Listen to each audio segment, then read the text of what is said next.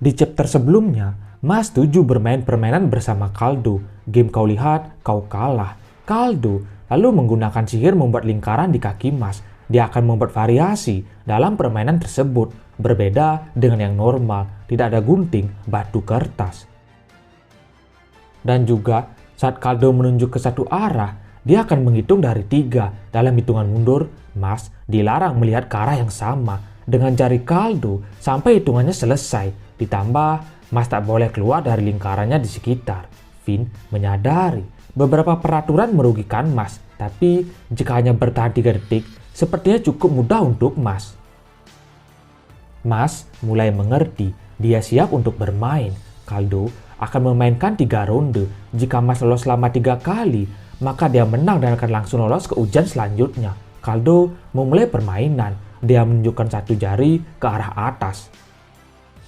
Saat hitungan dimulai dari 3, sebuah serangan mengarah pada Mas dari bawah. Itu adalah sebuah serangan yang memaksa Mas untuk menoleh ke atas. Hingga hitungan 1 detik lagi, serangan Kaldo sudah hampir mencapai leher Mas. Finn kaget, ini bukanlah permainan biasa.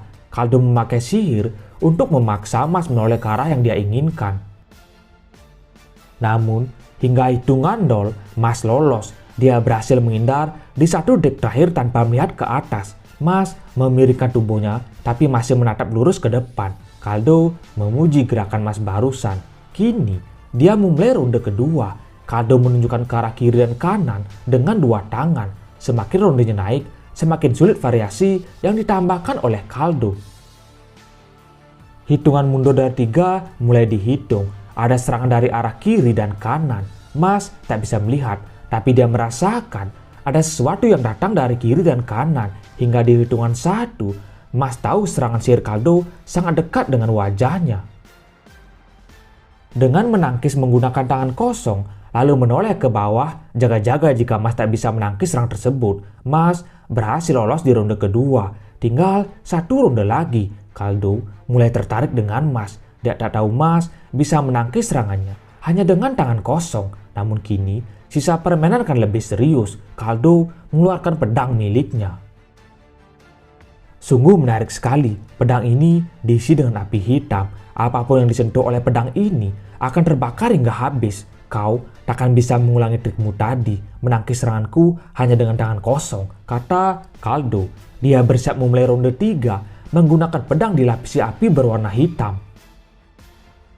Mas tahu itu seram, tapi ekspresinya biasa saja. Finn hanya bisa menyemangati Mas. Ini ronde terakhir. Mas harus bisa memenangkan permainannya. Sebenarnya Mas tak yakin, tapi dia akan mencobanya.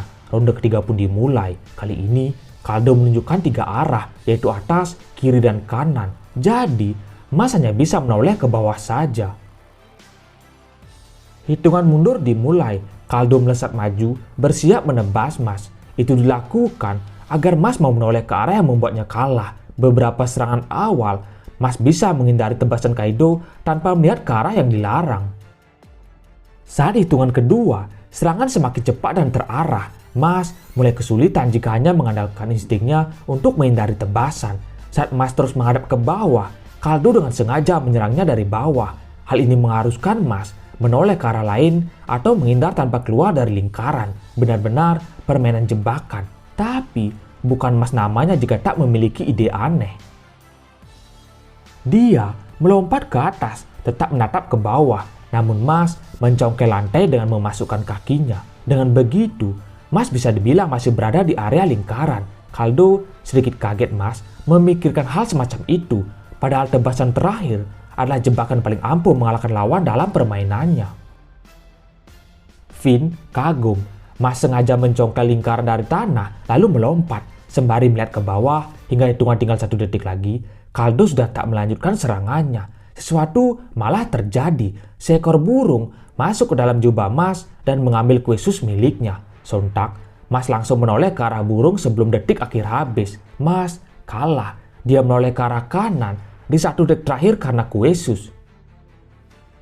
Mas kembali meletakkan bongkahan lantai ke tempatnya semula saat mendarat. Mas mengakui dirinya sudah kalah di ronde terakhir. Menang karena persoalan kue sus tak bisa Kaldo terima. Dia menganggap permainan mereka seri. Setelah melihat kemampuan Mas dari permainan sebelumnya, Caldo memberikan saran.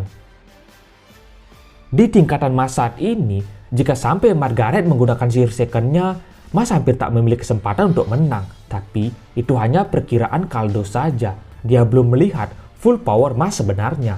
Merasa sudah cukup, Caldo pamit pergi. Dia meminta maaf karena mengganggu waktu istirahat Mas. Setelah visioner suci administrasi bakat sihir pergi, Finn menanyakan keadaan Mas. Mas merasa beruntung. Dia akan ada masalah jika Caldo tidak menahan diri.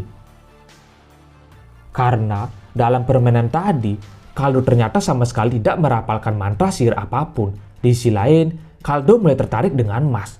Kepala jamur itu, dia sudah siap menangkis pedangku dengan dahinya. Dia gila. Alasan apa yang dia punya untuk menjadi visioner suci yang bahkan lebih penting dari nyawanya? Tapi meski begitu, tetap saja dia bisa jadi rekan yang berguna. Akan kutunggu kau mencapai levelku, gumam Caldo. Singkat cerita, ujian terakhir seleksi kandidat visioner suci segera dimulai. Semua teriakan penonton terdengar di seluruh arena. Waktunya para peserta yang tersisa mengikuti mode 1 lawan 1. Peraturannya simple, kalahkan musuh atau buat mereka menyerah.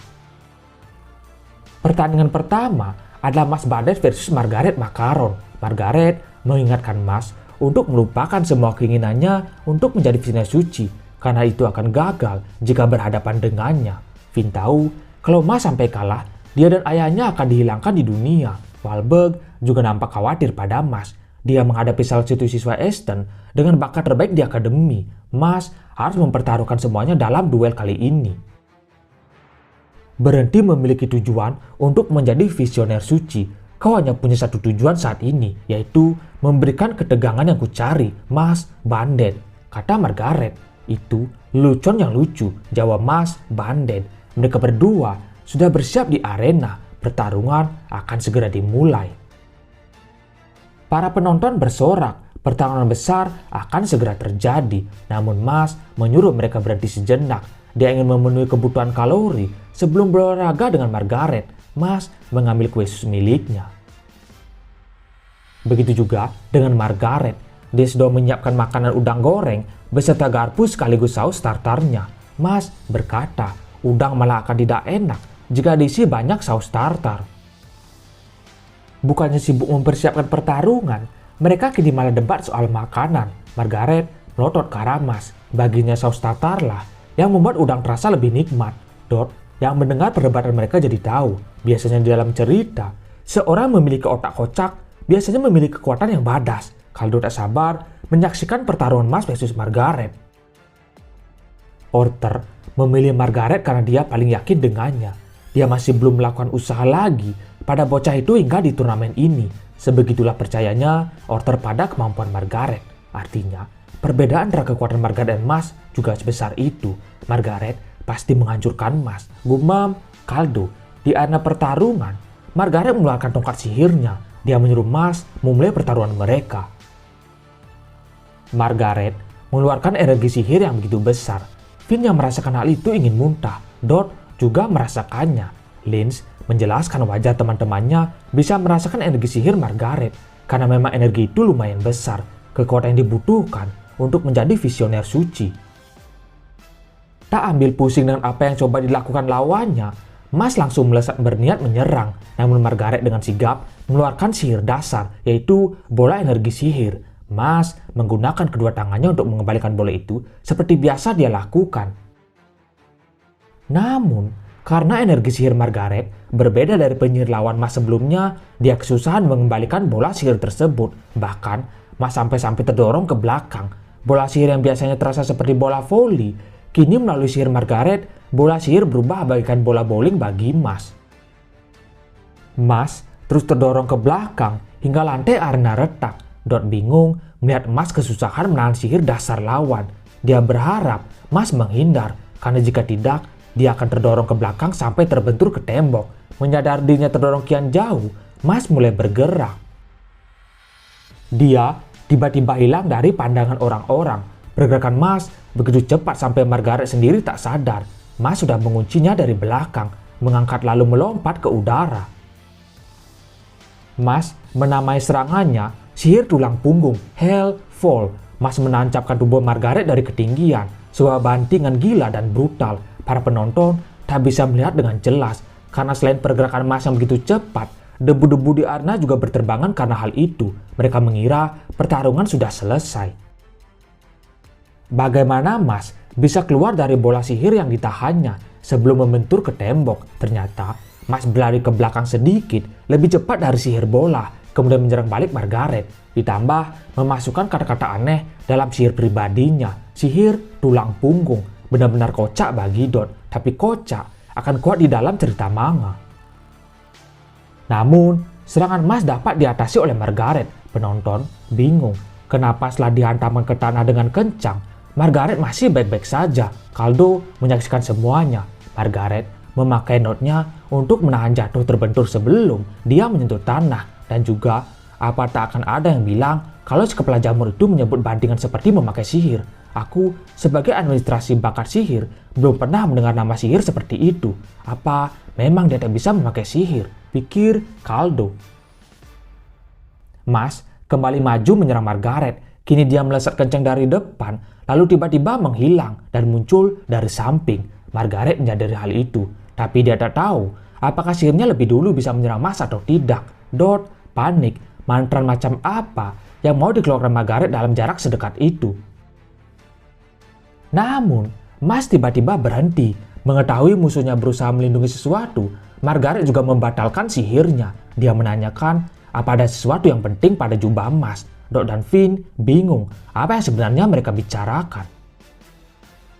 Ternyata, Mas takut kue susnya hancur. Margaret mengerti. Dia menyuruh panitia ujian mengambil sesuatu yang bisa mengganggu pertarungannya dengan Mas. Margaret ingin bertarung dengan adil. Dia ingin Mas bertarung sepenuh hati melawannya. Mas memuji sikap kesatria Margaret. Pertarungan pembuka yang benar-benar menegangkan. Keadaan saling serang membuat semua penonton merasa tegang. Linz tahu Margaret dan Mas belum ada yang serius. Mereka berdua seperti menguji kemampuan satu sama lain. Bagi Kaldo, Margaret akan menempatkan selangkah di depan. Jika salah satu dari mereka memilihnya, maka pertarungan akan berakhir dalam sekejap. Merasa semua gangguan sudah disingkirkan, Mas dan Margaret saat memulai pertarungan kembali. Di lain tempat, beberapa hewan naga terbang mengarah ke dalam pertarungan ujian visioner suci. Seorang dengan penutup kepala sudah tak sabar menemui Mas Banden. Dia adalah kelompok Innocent Zero bersama dengan beberapa anggota lain dan juga Selwar. Aku sudah membuatmu menunggu, Mas Bandet sayang. Sungguh luar biasa, rasanya kita seperti sedang jalan-jalan, ucapnya.